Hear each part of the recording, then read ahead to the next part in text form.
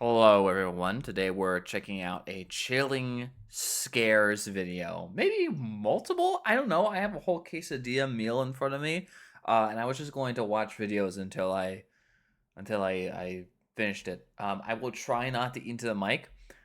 But yeah, we're gonna watch chilling scares. I've seen quite a few chilling scares videos. He is definitely my favorite of the disturbing YouTuber Nick Riley and Expo, people who do stuff about real things. A little bit of a corny name and a corny icon, but we respect it. We respect it. It froze up because people see this and they're like, oh, it's like Nuke's top 5, and then it ends up not being like Nuke's top 5. It's very, you got to keep the ops guessing, as we always say on this channel. Let's go into the video. This is In September 2019, 40-year-old Stephen Webb. Diving specifically. I'm going to keep the volume up, I think, because I'm hoping that, because anytime I want to actually say something, I'll just like pause the video and talk over it. I'm hoping that the volume is loud enough that you can't hear me eating, and I also got a new under the desk elliptical, and I don't know how loud it is. Let me actually, can we experiment with this real quick? I'm gonna go max. I'm gonna go straight Sonic mode. Check this out. It actually says that you can't hear it. At least according to my audio mixer. I don't know. Maybe you could still hear it. Okay. Weber Jr. and his girlfriend Kanisha Antoine went on a vacation to Pemba Island. Stephen had been dating Kanisha for a while by this point and had planned to propose to her during this. I've watched enough chilling scares videos to, within the first 5 seconds of the video, determine what happens and who died. And Mr. Steven, I'm sorry, but tonight you're the biggest loser, because I don't think this lady's going diving. This trip. What neither of them knew, however, was that the happiest trip of their lives was about to turn into an irreversible tragedy. Never mind. The groundwork for this tragedy was laid when the two arrived at the island and checked in to stay at the Manta Resort just off the coast. It had a nice, uninterrupted view of the ocean, as well as a roof area to relax and enjoy the tropical weather. However, the most important feature of this resort was the underwater room, which offered a 360-degree view of the marine life surrounding the resort. This room served as the whole idea behind how Stephen had planned to propose. He put on swimming goggles and dived down to one of the windows in this room, prompting Kanisha to begin recording. He then unrolled a paper note inside a Ziploc bag and pressed it against the window. It read, "I can't hold my breath long enough to tell you everything I love about you, but everything I love about you, I love more every day." Oh, this isn't He then going flipped well. the note, and on the other side was a marriage. I mean, both the fact that this guy's about to die, but then also the fact that this is so unbelievably spicy. I think I need more water. Well, I might be able to survive. I'm gonna hot ones this.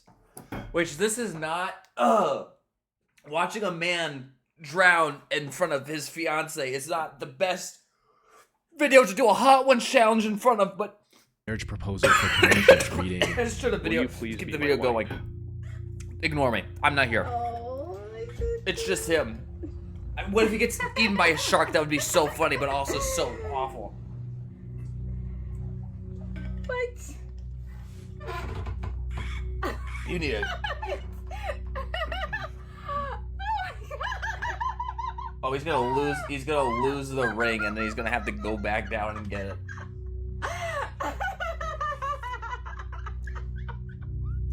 He'd also showed the wedding ring he'd brought for this occasion before swimming up to hear Kanisha's response. At this point, Kanisha stopped recording and rushed to the surface floor, eager to give her answer. Oh, no. But once she looked outside, instead of a smiling Stephen, she saw nothing. Stephen was nowhere to be seen. Kanisha climbed the roof, hoping he might have been up there. Unfortunately, there were no signs of Stephen anywhere. He had vanished somewhere between showing her the ring and swimming up to the surface. After understanding the full gravity of the situation, Kanisha called for help, with several locals rushing to her aid. Unfortunately, it took some time to find Stephen. He was floating in the water, and by that point, it was already too late. Some resort workers tried to revive him with CPR, however, it wasn't effective. Stephen had miscalculated how long he could hold his breath underwater and drowned before he could reach the surface. Ironic. You can even see his hand shaking as he holds the ring near the end of the video, his body desperately telling him he needs air now. But in an effort to get his point across and make the moment that much more special, he ignores this, and unfortunately, this is why I just don't go under the water. This is why I just don't swim. I feel like it would be easier. Mini Joe is a YouTube channel that occasionally posted travel videos up until 3 years ago. Most of these were when he typical died. travel vlogs showcasing the hosts of different expeditions around the world. He's dead. However, out of the roughly 30 videos they've uploaded, See, I got one the- stands oh. out for just how disturbing it is. Never mind. This video contains a didn't collection of die. footage Joe and his friends captured while doing technical dives in the Blue Hole in Dahab, Egypt, which is often considered the deadliest diving spot in the world.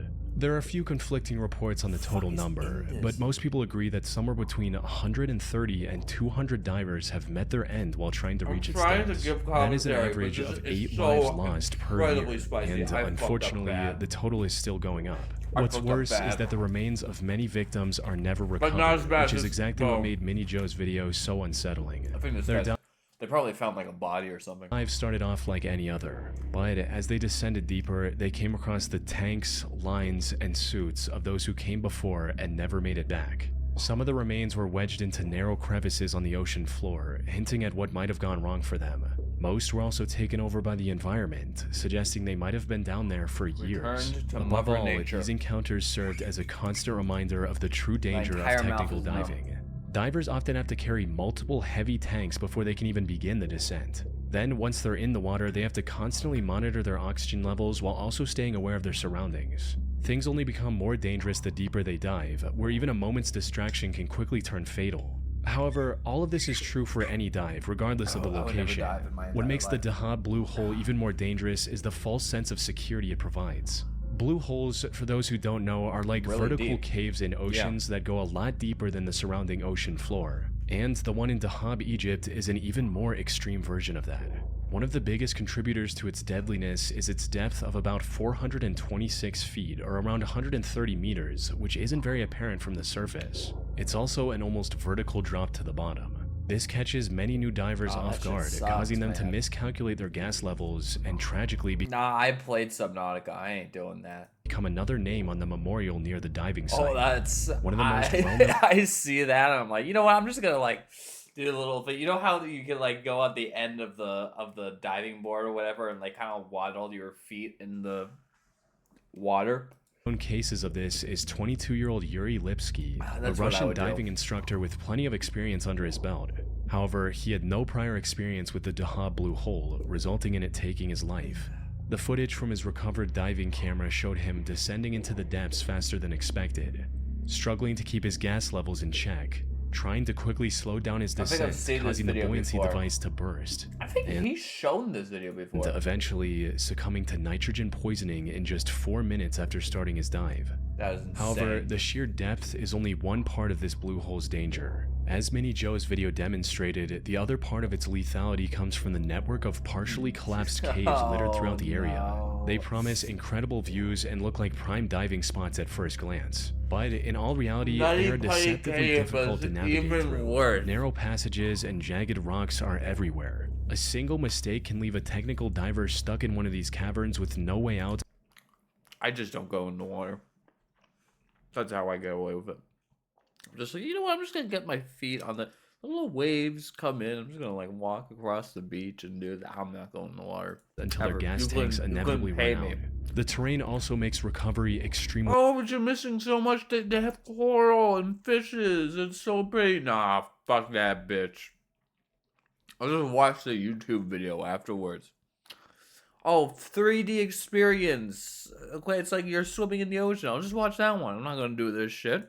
difficult, and many families of the fallen often opt to just leave their loved ones down there so as not to endanger even more lives in recovery attempts, which explains why Joe came across so many diving suits in his video. In July 2016, a diver named Jacob Childs went on a group diving trip off the coast of Okay, I know what the name of the video is. It's just now hitting me that these are all going to be about swimming. I know. It's just now hitting. It's like, oh, all of these are going to be diving stories. As I watched the video called Most Disturbing Diving Videos. Southeast Queensland, Australia. The boat stopped roughly 35 miles or about 56 kilometers off the coast, and Jacob was the second to last person to dive. However, a minute after entering the water, the diving line slipped out of his hand. He thought he could swim back to the boat and start over, but as he got closer, he was shocked to realize the rope had been pulled in. And before he could think of what to do next, a strong current swept the ocean's surface and separated him from the boat. To make matters worse, the captain of the boat also sped off to go fishing while everyone was diving. By the time the other divers got back to the boat and realized Jacob was missing, he was already completely out of their view, leaving him stranded in the middle of the ocean 35 miles from the nearest piece of land. That said, the distance from land was the least of Jacob's worries at that moment. For starters, the water around him was nearly 20 degrees Celsius, which is about 68 degrees. How did he get out of this? Because it seems like this is I mean, I guess they could have recovered it off of his body, but it seems like the quality is too good.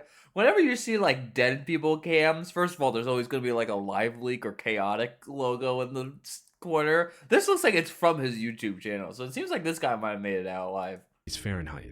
This wasn't nearly cold enough to make No, him I'm gonna freeze say up I'm and gonna pass say out he's I'm immediately, gonna say but he it made was it. cold enough to slowly sap away his body heat, making him more susceptible to hypothermia and exhaustion with every passing minute. It was also late in the afternoon, and the sun was about to go down, meaning it was only going to get worse. After a while, a rescue plane flew above him twice, but it didn't see him. And this was while it was still bright, and the inflatable indicator was visible from quite a distance. He knew that once it got dark, his chances of being rescued would drop to almost zero. Well, I can respect that. I can respect that. Sun goes down, they won't do nothing. That's a wrap on old I appreciate this.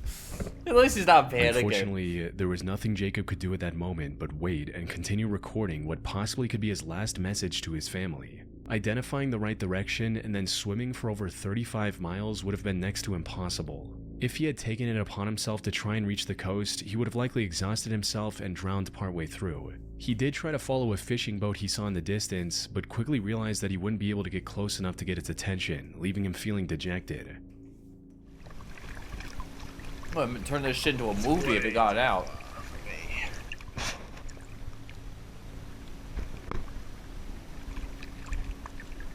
It'd be like 15, 16 meters now. You can try it.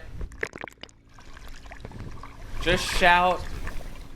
Well, I don't know where he's at. Besides, but swimming too far from his original if you location listen, if would you're have 15 to 16 kilometers away, in like the mainland Yellow Sea, and you start screaming Taiwan #1, like somebody's gonna find you.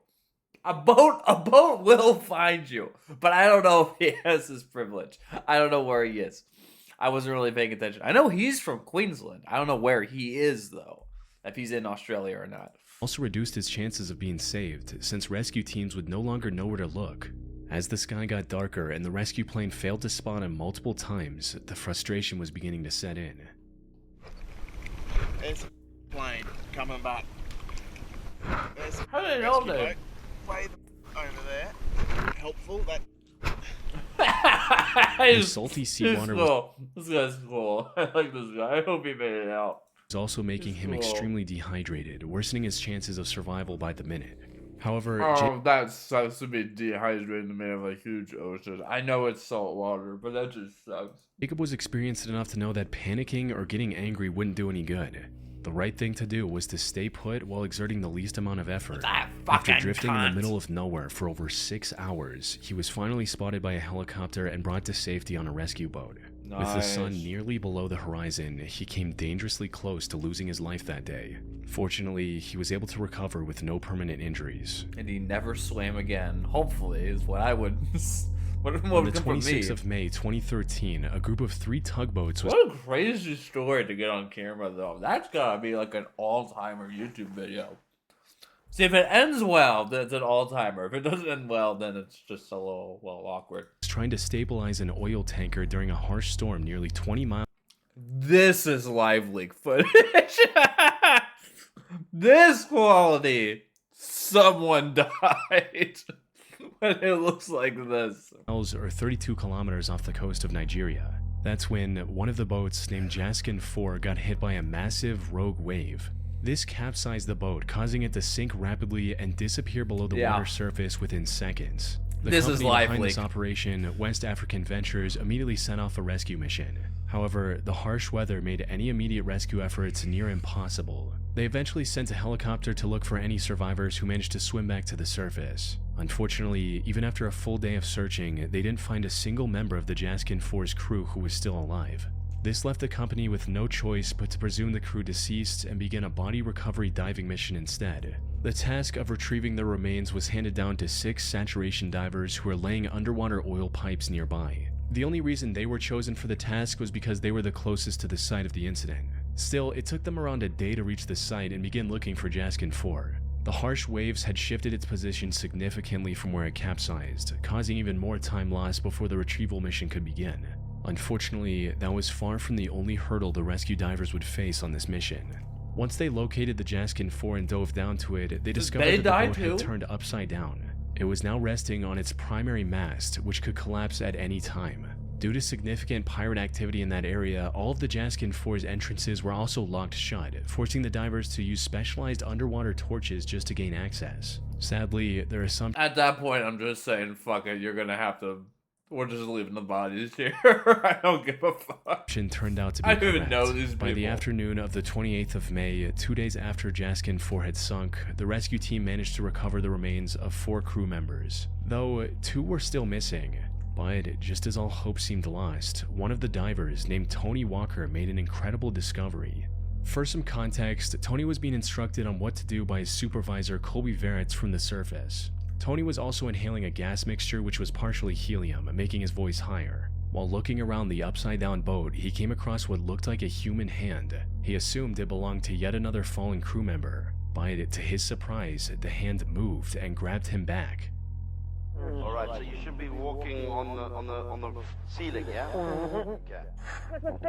What's that? Okay. Alright, you found one, yeah? He's alive. Okay, keep him there. I'm glad he added the context of, hey, just so you know, this guy's on helium and the quality is really shitty. So otherwise I would have been like, why does motherfucker sound like why does bruh sound like a chipmunk? Just alright, just hold him there. He sounds like Gleb from Smiling Friends. Oh, I don't know what we're gonna do. Alright, just keep him there and keep him calm, okay? Alright, just reassure him, pat him on the shoulder. He sounds like Gleb. Okay. Oh, I've seen this fit. I've seen this before. I've seen this part. This was 29-year-old Harrison O'Kenny, Jaskin 4's resident cook. After over 60 hours underwater, Harrison was somehow still alive. He also seemed quite aware of everything that was going on around him and remained calm to help the rescuers do their job. Apparently, Harrison was in the bathroom when the boat capsized. He tried to rush to the emergency latch, but water rushed in and trapped the crew inside. To his knowledge, Harrison was the only one who managed to survive after creating a makeshift indoor raft from plywood, cardboard, and a mattress. After finding him, rescuers gave him fresh water and a harness to keep him close. However, the divers knew they didn't have much time to plan a proper rescue mission.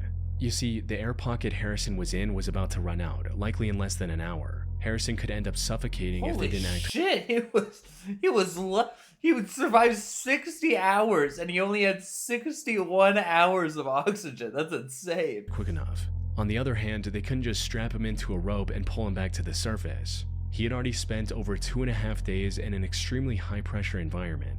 Taking him to the surface too quickly could have caused decompression sickness, which in extreme cases can also be lethal. Fortunately, due to their job of installing underwater oil pipes, the divers were uniquely equipped to deal with these exact issues. More specifically, they had a pressurized diving bell attached to the vessel, which they put Harrison in after consulting a doctor. Had this been a standard diving crew with regular scuba gear, they wouldn't have had anything to keep Harrison alive. Damn, Once back on the surface, he also had to spend some more time in a decompression chamber to avoid decompression sickness, and was fairly okay after that. However, while he recovered physically, the mental trauma of being trapped in an upside-down boat on the ocean floor for over 2 days.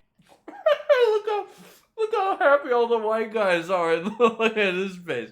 There's gotta be, gotta have some sort of caption to this. Me when we bring our one black friend to the... Okay, I'm gonna let you finish that one. Days with no idea if anyone was Especially since he was gonna kill himself, probably. coming to save him, left him with PTSD. something he is still recovering from to this day. Oh no, he's alive. He's cool. On December 13, 2013, YouTuber Kodiak Thunder uploaded a video showing a near-death experience he had while diving. Unlike many other divers, Kodiak's motive wasn't to just dive as deep as he could or reach some underwater landmark. Instead, his diving sessions were more about catching fish and crustaceans by hand or with a spear gun. But while chasing a lobster, he swam too far into an underwater cave. He managed to Okay, first of all, nutty putty alert. Second of all, I would never. I would be like, oh, cool, crab. The crab runs away. All right, I lost him. Nah, we're good. I'm not going after him. catch the lobster he was after, but when he turned around, he had no idea how to get out. Oh, you got too excited. Buddy, you got way too excited. I'm gonna assume this guy's still alive. No, he literally said, he said near-death experience, so this guy's alive. This guy's good.